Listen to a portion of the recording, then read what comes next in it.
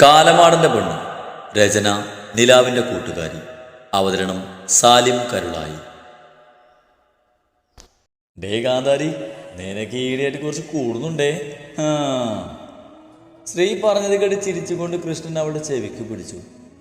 ആ വിട്. അവളില്ലാത്ത എരിവും വലിച്ച് വല്യച്ഛനെ കൂർപ്പിച്ച് നോക്കി. ശ്രീമോളെ, മോള് ശരിക്കും ശിവനായിട്ടുള്ള വിവാഹത്തിന് സമ്മതിച്ചോ? ശ്രീയുടെ മുഖത്തേക്ക് വീണ് കിടന്ന മുടിയിഴകളെ മാടിയൊതുക്കിക്കൊണ്ട് ഇന്ദു ചോദിച്ചതും അതുവരെ സന്തോഷം കൊണ്ട് വിടർന്ന മുഖം ഭംഗി. സമ്മതിച്ചു വല്യമ്മേ. മുഖത്ത് പുഞ്ചിരിയുടെ മുഖം മുടിയണിഞ്ഞുകൊണ്ട് ശ്രീ പറഞ്ഞു. അല്ല, നിന്റെ കഴുത്തിൽ എന്താ പറ്റിയേ? ശ്രീയുടെ കഴുത്തിൽ ചുവന്ന് കിടക്കുന്നത് കണ്ട് ഇന്ദു ബെഡിൽ എണീറ്റിരുന്ന ആദിയോട് ചോദിച്ചു. അവർ ചോദിക്കുന്നത് കേട്ടതും അവൾ പതിയെ കഴുത്തിൽ തൊട്ടതും അവൾക്ക് ചെറുതായി വേദന തോന്നി. ആ കാലമാണ് എന്ത് പിടിയാ പിടിച്ചത്? തിണ്ടി പൊട്ടി ചേറ്റം. അങ്ങനെ കായ്ക്കെന്താ വല്ല ഒരുക്കുവാണോ? ഇങ്ങനെ പോയ ആളെന്നെ ഞെക്കി കൊല്ലും. ശ്രീ കഴുത്തൊഴിഞ്ഞ് അവനെ മനസ്സിൽ പ്രാഗി. ഇതെങ്ങനെയാ ശ്രീമോളെ പറ്റിയത്? നന്നായി തിണത്തിട്ടുണ്ടല്ലോ. അത് പിന്നെ വല്യച്ച, ആ ഷാള് മുറുകിയതാ. ശ്രീ അവരോട് അപ്പോൾ വായിൽ വന്നൊരു കള്ള തട്ടിപ്പെട്ടു. ഷോൾ ഇങ്ങനെ മുറുകുവോ? എന്തുവിന്റെ സംശയം കേട്ട് അവൾ എന്ത് പറയണമെന്ന് അറിയാതെ പോലഞ്ഞു. അത് ഞാനിവിടുന്ന് മതിൽ ചാടാൻ നേരെ ഷോള് കഴുത്തിൽ സ്കാർഫായിട്ടിരുന്നു. അപ്പോൾ ഷോളിനകത്ത് എവിടെയോ കുരുങ്ങി മുറുകിയതാ. ശ്രീ അവരോട് അത്രയും പറഞ്ഞപ്പോഴേക്കും നന്നായി വിയർത്തിരുന്നു. നീ എന്തിനാ മോളെ ഇങ്ങനെ വിയർക്കുന്നത്? എന്ത് ചൂടാണ് എൻ്റെ കിച്ചു, അതങ്ങനെ വിയർക്കുന്നത്. നമുക്ക് വേഗം തന്നെ ഫാന് മാറ്റി ഇവിടെ AC വെക്കണം. മുഖത്ത് പൊടിഞ്ഞ വിയർപ്പ് ഒപ്പിയെടുത്തുകൊണ്ട് അവൾ പറഞ്ഞതും രണ്ടുപേരും അവളെ നോക്കി അമർത്തി മൂടിയതും ശ്രീ അവിഞ്ഞ ചിരിയോട് അവരെ നോക്കി തലവഴി പുതപ്പിട്ട് മൂടിക്കിടന്നു. അമ്മേ, ചായ! മുന്നിലുള്ള ടേബിളിൽ കൊട്ടി താളം പിടിച്ചുകൊണ്ട് ശ്രീ അടുക്കളയിലേക്ക് നോക്കി വിളിച്ചു പറഞ്ഞു. അമ്മേ! ഓ, വിളിച്ച് കൂവണ്ട, ഇതാ. ജാനകി അവളുടെ അടുത്തേക്ക് വന്ന് ചായക്കപ്പ് ടേബിളിൽ വെച്ചുകൊണ്ട് പറഞ്ഞു. നിനക്കെന്താ അടുക്കളയിൽ വന്ന് ചായ എടുത്ത് കുടിച്ചാ? ആഹാ, പിന്നെ എന്തിനാ അമ്മ ഇവിടെ നിർത്തിയേ? അമ്മക്ക് അറിഞ്ഞൂടെ അടുക്കള എനിക്ക് അലർജിയാണെന്ന്? അവിടെയൊക്കെ അറിയാലേ എനിക്ക് വിയർപ്പിൻ്റെ അസുഖം ഉണ്ടാവും. ചായ കുടിച്ചുകൊണ്ട് ശ്രീ ജാനകിയോട് വലിയ കാര്യം പോലെ പറഞ്ഞു. അല്ല, എല്ലാവരും ചായ കുടിച്ചോ? ചുറ്റും നോക്കിക്കൊണ്ട് ശ്രീ ചോദിച്ചു. കുടിച്ചു. എല്ലാവർക്കും ഉത്തരവാദിത്ത ബോധമുണ്ട്. അല്ലാതെ നിന്നെപ്പോലെ ഉച്ചക്കല്ല രാവിലെ ചായ കുടിക്കുന്നത്. എന്നാൽ എല്ലാവർക്കും ഒന്ന് വെയിറ്റ് ചെയ്യാമായിരുന്നു. നേരത്തെ ഏതായാലും എണീക്കില്ല. എന്നാ എണീറ്റ് പാടെ കുളിച്ചൂടെ ശ്രീ നിനക്ക്? എണ്ണമയില്ലാതെ പാറിപ്പറക്കുന്ന അവളുടെ മുടികളെ മാടി ഒതുക്കിക്കൊണ്ട് ജാനകി പറഞ്ഞു. എന്തിന്? ഞാൻ രാവിലെ പല്ല് തന്നെ തേക്കുന്നത് എന്നെ സംബന്ധിച്ച് ഒടുക്കത്തെ ഭാഗ്യാണ്. പിന്നെ രാവിലെ എണീറ്റ് കുളിച്ച് നല്ലവനായ ഒരാൾ ലോകത്ത് എൻ്റെ അറിവിലില്ല. ഇനി അമ്മയുടെ പരിചയത്തിലുണ്ടോ? എൻ്റെ ജാനകി, അവളോട് കുളിച്ചൂടെ എന്നല്ല, കുളിച്ചിട്ട് തന്നെ എത്ര ദിവസമായെന്ന് ചോദിക്ക്. സെറ്റിയിലിരുന്ന് പാത്രം വായിക്കുന്ന ദാസൻ അവരുടെ സംസാരം കേട്ട് ശ്രീക്കിട്ട് താങ്ങിക്കൊണ്ട് പറഞ്ഞു. മോനെ ദാസൂട്ടാ, എനിക്കിട്ട് താങ്ങാൻ നിൽക്കണ്ടോ? ശ്രീ കണ്ടുട്ടിക്കൊണ്ട് പറഞ്ഞു. ഞാൻ താങ്ങിയതല്ല മോളെ, ഒരു സത്യം പറഞ്ഞതാ. ആണോ? എന്നാലേ എനിക്കൊണ്ടൊരു സത്യം പറയാൻ. എന്ത് സത്യം പറയൂ? നീയോ? എൻ്റെ ദൈവമേ, എൻ്റെ മോൾ ഇത്രപ്പെടുന്നത് നന്നായോ? ശ്രീ പറഞ്ഞത് കേട്ട് ശിവദാസൻ മുകളിലേക്ക് നോക്കി കൈകൾ പോയി പറഞ്ഞു. എനിക്കിട്ട് ഊതിയതാണല്ലേ? അത് കാറ്റടിച്ചപ്പോൾ എൻ്റെ കുഞ്ഞിന് മനസ്സിലായില്ലേ? ബ്ലഡി ഡോട്ട്, എനിക്കിട്ട് താങ്ങുവാണല്ലേ. കാണിച്ചു തരാം ഈ ശ്രീനന്ദ ആരാന്ന്. അമ്മ, എന്തിനാടി ഇങ്ങനെ അലറി വിളിക്കുന്നേ? ഞാനല്ലേ ഇവിടെ ഉള്ളത്. ശ്രീയുടെ തലക്കിട്ട് ഒരു കിഴുക്ക് കൊടുത്തുകൊണ്ട് ജാനകി പറഞ്ഞു. അമ്മക്ക് അച്ഛൻ്റെ പഴയ കാമുകി ശൈലജാൻ്റെ അറിയോ? ശ്രീദാസനെ നോക്കി വിജയച്ചിരി ഇരിച്ചുകൊണ്ട് ജാനകിയോട് പറഞ്ഞു. ശ്രീ പറഞ്ഞത് കേട്ടതും ദാസൻ ഞെട്ടലോടെ അവളെ തലയെത്തി നോക്കി. കുരുപ്പ്, സ്വന്തം അച്ഛനുള്ള കുഴിതന്നെ ഇവള് വെട്ടിത്തരും. ഏത് നേരത്തോന്നും ഇതിനെയൊക്കെ. അവളുടെ സ്വഭാവം ശരിക്കും അറിയാവുന്നത് കൊണ്ട് ദാസൻ ഊഹിച്ചിരുന്നു അവൾ പറയാൻ വന്നത്. അതുകൊണ്ട് തന്നെ അയാൾ അവളോട് പറയാതിരിക്കാൻ ജാനകി കാണാതെ കയ്യും കണ്ണും കാട്ടി അപേക്ഷിക്കാൻ തുടങ്ങിയതും അവൾ പറയാതിരുന്നാൽ എന്ത് തരുമെന്ന് കൈകൊണ്ട് ചോദിച്ചതും ദാസൻ പോക്കറ്റിൽ നിന്ന് ഒരു 500 നോട്ടെടുത്ത് സെറ്റിയിലേക്ക് വെച്ചു. അമ്മക്കറിയോ ആ ആൻറ്റിയെ? ശ്രീ വീണ്ടും ജാനകിയോട് ചോദിച്ചതും ദാസൻ പോക്കറ്റിന് 2000 നോട്ടെടുത്ത് 500 കൂടെ വെച്ചതും ശ്രീ ഉള്ളിൽ ഊറിച്ചിരിച്ച് മതി എന്ന് തലയാട്ടിയതും ദാസൻ ആശ്വാസത്തോടെ പത്രം മടക്കി വെച്ച് അവിടുന്ന് എഴുന്നേറ്റ് പോയി. ഡേ, ഒറ്റയ്ക്ക് എന്ന് കിണിക്കാതെ നീ എന്തിനാ അവളെ അറിയോന്ന് ചോദിച്ചേ? ആ അതമ്മേ, ആ ആൻറ്റി കഴിഞ്ഞ ആഴ്ച വരെ ജീവനുണ്ടായിരുന്നു. ഇപ്പം ഞാനറിയാതെ തട്ടിപ്പോയെന്നറിയാൻ വേണ്ടി ചോദിച്ചതാ. ശ്രീ ഇളിച്ചുകൊണ്ട് പറഞ്ഞു. നിന്നെ ഒന്നും പറഞ്ഞിട്ട് കാര്യമില്ല. 2 ദിവസം കഴിഞ്ഞാൽ വേറെ വീട്ടിൽ പോകേണ്ടവളാന്നൊരു ബോധം ഇതിനില്ല. അത് 2 ദിവസം കഴിഞ്ഞിട്ടല്ലേ, അപ്പം നോക്കാം. അല്ല, ഈ ചായ മാത്രമേ ഉള്ളൂ, വേറൊന്നുമില്ല നിനക്ക് കഴിക്കാൻ? നിന്റെ മുമ്പിലല്ലേ ഇരിക്കുന്നത്, എടുത്ത് കഴിച്ചൂടെ? അമ്മക്ക് ആകെ ഞാനല്ലേ ഉള്ളൂ, ആ സ്നേഹമെങ്കിലും എന്നോട് കാണിച്ചൂടെ? വെറുതെ എന്തിനാ എന്നെ കൊണ്ട് ഇങ്ങനെ ജോലി ചെയ്യിക്കുന്നത്? മുന്നിലുള്ള കാസറോൾ എടുത്തുകൊണ്ട് ശ്രീ പറഞ്ഞു. അയ്യേ, ഇഡ്ഡലിയും സാമ്പാറോ? അമ്മക്ക് അറിയില്ലേ ഈ 2 എനിക്ക് ഇഷ്ടമല്ലെന്ന്? ആ അതോ, അത് ശിവമോൻ ഇതാ ഇഷ്ടം, അതാ ഉണ്ടാക്കിയേ. അത് കരുതി ഞാൻ പട്ടിണി കിടക്കണോ? എനിക്കിത് വേണ്ട. ജാനകി അവൾക്ക് വിളമ്പി വെച്ച പ്ലേറ്റ് നീക്കി വെച്ചുകൊണ്ട് ശ്രീ മുഖം ചുളിച്ച് പറഞ്ഞു. വേണേ കഴിച്ചിട്ട് പോടി. അമ്മേ, അമ്മക്ക് അറിയില്ല എനിക്ക് വിശപ്പിൻ്റെ അസുഖം ഉണ്ടെന്ന്. എന്നോട് ഇങ്ങനെ പറയാൻ നമുക്ക് എങ്ങനെ തോന്നി? എനിക്ക് വേറെ എന്തെങ്കിലും കൊണ്ടുപോവാ. മര്യാദക്ക് ഇത് കഴിക്കാൻ നോക്കടി. നീ ഇത് കഴിച്ച നിമിത്തം ആകാശം ഇടിഞ്ഞൊന്നും ചാടില്ല. ജാനകി പ്ലേറ്റ് അവളുടെ മുന്നിലേക്ക് നീക്കി വെച്ച് കൊണ്ട് പറഞ്ഞു. ഇനി പറഞ്ഞിട്ട് കാര്യമില്ലെന്ന് മനസ്സിലായ ശ്രീ അവളുടെ അടുത്തടവ് പുറത്തെടുത്തു.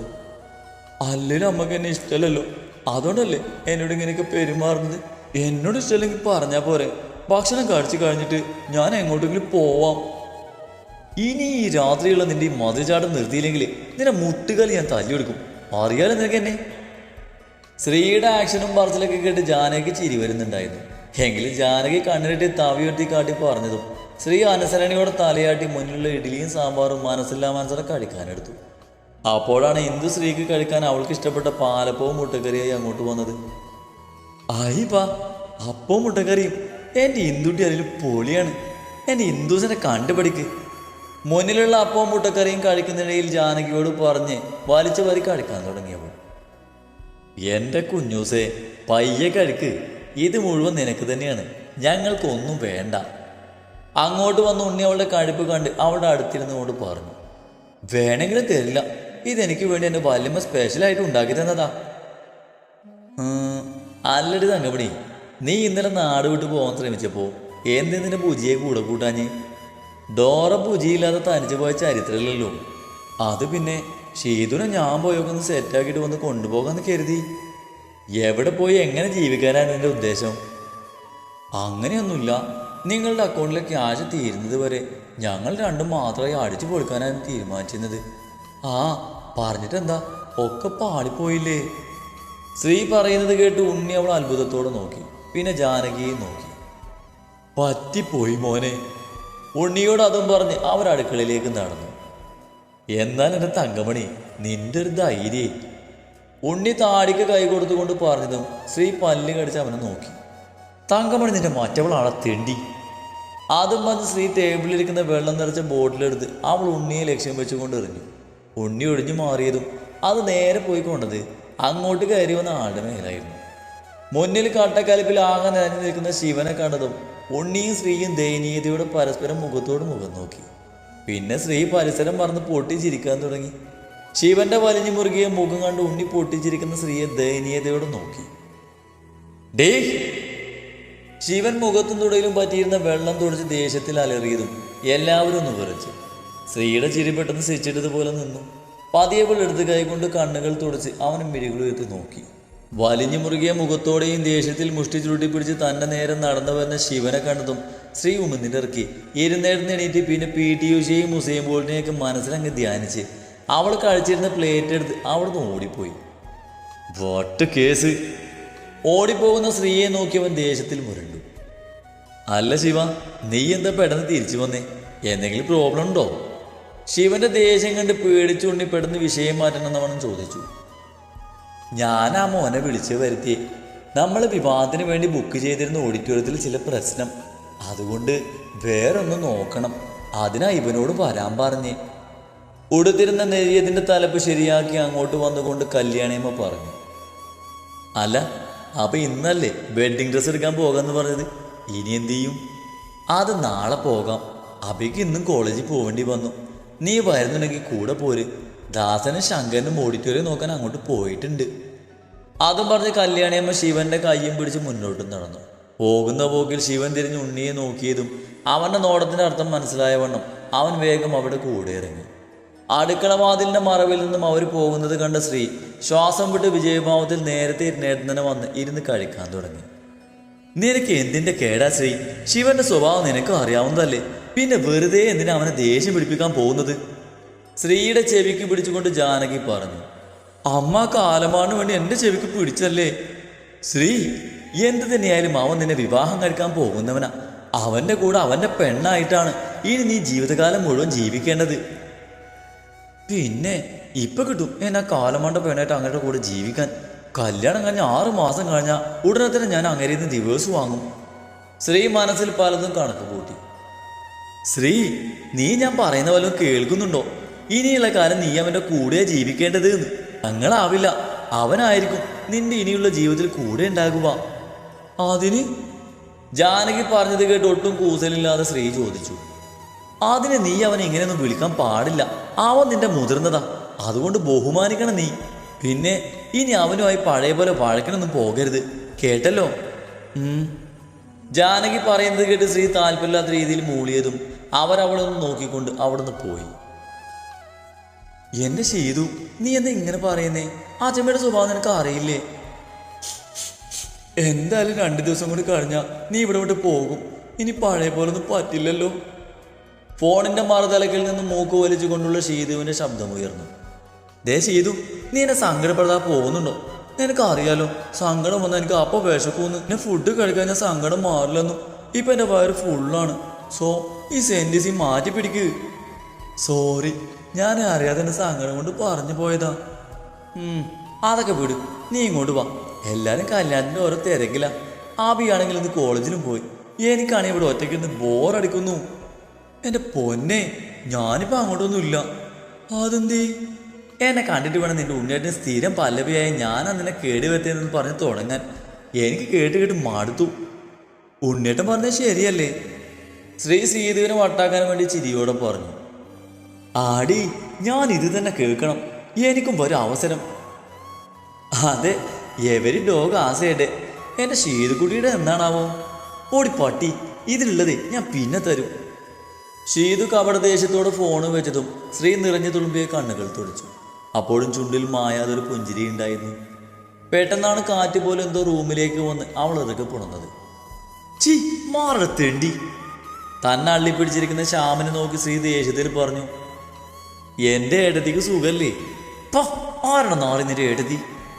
അതെന്ത് ചോദ്യമാണ് എൻ്റെ മുത്തേ? നീയല്ലേ എൻ്റെ ശിവേട്ടൻ്റെ ഭാര്യയാകാൻ പോകുന്നേ? അപ്പൊ നീയല്ലേ എൻ്റെ ഏട്ടത്തി? ഇപ്പൊ മനസ്സിലായോ ഏട്ടത്തി? ഡാ തെണ്ടി, മേലെ എന്നെ അങ്ങനെ വിളിച്ചാലുണ്ടല്ലോ. അറിയില്ല നിനക്ക് എന്നെ? കഴിഞ്ഞ പ്രാവശ്യം വന്നപ്പോൾ നിനക്ക് എന്നെ കിട്ടിയതൊന്നും മറന്നില്ലല്ലോ. ഇല്ല, എന്നാലും ഏട്ടൻ്റെ ഭാര്യ എങ്ങനെയാണ്? ഡാ ശ്യാമേ, നീ എൻ്റെ എത്ര വയസ്സിന് മൂത്തതാണ്? 4 വയസ്സിന് മൂത്തത്. എന്തേ? 4 വയസ്സിന് നീ എന്നെ മൂത്തതായിട്ടും ഞാൻ നിനക്ക് റെസ്പെക്റ്റ് തരുന്നുണ്ടോ? ഇല്ല. അതുകൊണ്ട് നീ എന്നെ ശ്രീ എന്ന് വിളിച്ചാൽ മതി, മനസ്സിലായോ? അവസാനമായപ്പോഴേക്കും അവളുടെ സ്വരത്തിൽ ഭീഷണി അടങ്ങിയിരുന്നു. ആട്ടെ, എന്താണാവോ ഇപ്പം ഇങ്ങോട്ടുള്ള ആഗമനത്തിൻ്റെ ഉദ്ദേശം? വെറുതെ വീട്ടിൽ ചുമ്മാ എന്നപ്പോൾ ഇറങ്ങിയതാണ്. അപ്പച്ചിയോ നീതി വെച്ച് ആരെങ്കിലും ഉണ്ടോ നിന്റെ കൂടെ? ആരുമില്ല, അവരൊക്കെ വിവാഹത്തിൻ്റെ ഓരോ തിരക്കിലാണ്. അല്ല ശ്രീ, നീ പൂർണ്ണ മനസ്സോടെ തന്നെയാണോ ഈ വിവാഹത്തിന് സമ്മതിച്ചത്? ശ്യാമിൻ്റെ ചോദ്യത്തിന് അവൾ അവന് വേദന നിറഞ്ഞ ചിരി നൽകി. നീ വാ, നമുക്ക് പുറത്തേക്ക് നിന്നൊക്കെ ഇറങ്ങിയിട്ട് വരാം. ഞാൻ ഡൂക്കെടുത്തിട്ടാണ് വന്നിരിക്കുന്നത്. ഞാനെങ്ങൂല്ല ഇനി നിന്റെ കൂടെ. കഴിഞ്ഞ പ്രാവശ്യത്തെ പോലെ വല്ല അഞ്ജുവിനെ കുഞ്ഞിനെ കാണുമ്പോൾ എന്നെ പാതി വരെ ഇറക്കിയിട്ട് നീ പോകും. പിന്നെ ഞാൻ ശാശി. ഇപ്രാവശ്യം അങ്ങനൊന്നും ഉണ്ടാകില്ല, വാക്ക്. എന്നാൽ ഓക്കെ. അല്ല, ക്യാഷ് ആരെടുക്കും? എൻ്റെ കയ്യിൽ ചില്ലി കാശില്ല. ശ്യാമിൻ്റെ ചിരി കണ്ട് ശ്രീ പറഞ്ഞു. എന്ത് പച്ചക്കള്ളടി കുരുട്ടേത്? ആബി ഉൾപ്പെടെ ഈ വീട്ടിലെ മറ്റു 3 പേരുടെ ATM കാർഡിൻ്റെ 2 കാർഡിൽ 1 നിന്റെ അടുത്താണ്. പോരാതിന് അവരെ പുറമേ നിന്നുള്ള പിഴല് വേറെ. എന്നിട്ട് പറയുന്നത് കേട്ടില്ലേ? ഇപ്രാവശ്യം നീ എടുക്ക്. കഴിഞ്ഞ പ്രാവശ്യം എന്നെ പാതി വഴിയിൽ ഇറക്കി വിടുന്ന ശിക്ഷയാണ്. വീട്ടിലിരിക്കുന്ന എൻ്റെ എവിടുന്നാടി കാശ്? പിന്നെ നീ പേടിക്കണ്ട, നമുക്ക് ശാന്തേട്ടനെ പിഴിയാം. ധൈര്യമായിട്ട് പോര്. ഏട്ടൊരു കാർഡ് എഴുതി എനിക്ക് തന്നിട്ടുണ്ട്. ശ്യാം വളിച്ച ചിരിയോട് അതും പറഞ്ഞ് ശ്രീയുടെ തോളിലൂടെ കൈയിട്ട് പുറത്തേക്ക് നടന്നു. വൈകുന്നേരം വരെ അവർ പാർക്കിലും മാളിലും ബീച്ചിലേക്കായി ചുറ്റി നടന്നു. ബീച്ചിൽ ഒഴിഞ്ഞ ബെഞ്ചിലിരുന്ന് കരയെ ചുംബിച്ചു പോകുന്ന തിരയെ നോക്കിയിരിക്കുകയാണ് ശ്രീ. ഒപ്പം കാണാൻ കൊള്ളാവുന്ന ചുള്ളന്മാരുടെ ചോര ഊറ്റുന്നുണ്ട്. പെട്ടെന്നാണ് അവളുടെ കണ്ണുകൾ കുറച്ചു ദൂരെ നിന്ന് നടന്നു വരുന്ന ഒരാളിലുടക്കിയത്. അയാളെ കണ്ടതും അവളുടെ മനസ്സിൽ മണ്ണിട്ട് മൂടിയ പല ഓർമ്മകളും തെളിഞ്ഞു വന്നു. അതവളിൽ പല അസ്വസ്ഥതകളും നിറച്ചു. പെട്ടെന്ന് തന്നെ അവൾ എണീറ്റ് വായി നോക്കി നടക്കുന്ന ശ്യാമിൻ്റെ അടുത്തേക്ക് പോയി. ശ്യാം, വാ വാ, നമുക്ക് പോകാം, വീട്ടിൽ പോകാം. കഴുത്തിലും മുഖത്തും പൊടിഞ്ഞിരിക്കുന്ന വിയർപ്പ് ഷാള് കൊണ്ട് തുടച്ചു മാറ്റിയ ശ്രീ പറഞ്ഞു. എന്ത് പറ്റി ശ്രീ, നിനക്ക് വയ്യേ? തലവേദനിക്കുന്നുണ്ടോ? ശ്രീയുടെ പേടിയും വെപ്രാളവും കണ്ട് ശ്യാം ആദിയോടെ അവളുടെ തലയിൽ കൈവച്ചുകൊണ്ട് ചോദിച്ചു. ഏയ് ഇല്ല, നീ വണ്ടി എടുക്ക്. വീട്ടിലേക്കുള്ള യാത്രയിൽ ശ്യാമിൻ്റെ പുറത്ത് തല ചായ്ച്ച് കണ്ണുകളടച്ച് അതിവേഗത്തിലുള്ള ഹൃദയമിടിപ്പ് ശാന്തമാക്കാൻ ശ്രമിച്ചുകൊണ്ടേയിരുന്നു. ശ്രീയുടെ അവസ്ഥ അവനിൽ പേടിയുളവാക്കി. എന്നിട്ടും അവളോടൊന്നും അവൻ ചോദിച്ചില്ല. ഇനിയും ശ്രീയെ നഷ്ടപ്പെടുമെന്ന ഭയം അവൻ്റെ ഉള്ളിൽ ഉറഞ്ഞുകൂടി. മുൻപൊരു ആക്സിഡന്റ് കഴിഞ്ഞതാണ് ശ്രീക്ക്. ഗുരുതരമായിരുന്നു. ബാക്കിയായിട്ട് കിട്ടിയത് തന്നെ ഭാഗ്യമാണ്. അതിനുശേഷം ഇടയ്ക്ക് വരുന്ന തലവേദന ശ്രീയെ പാടെ തളർത്തിയിരുന്നു.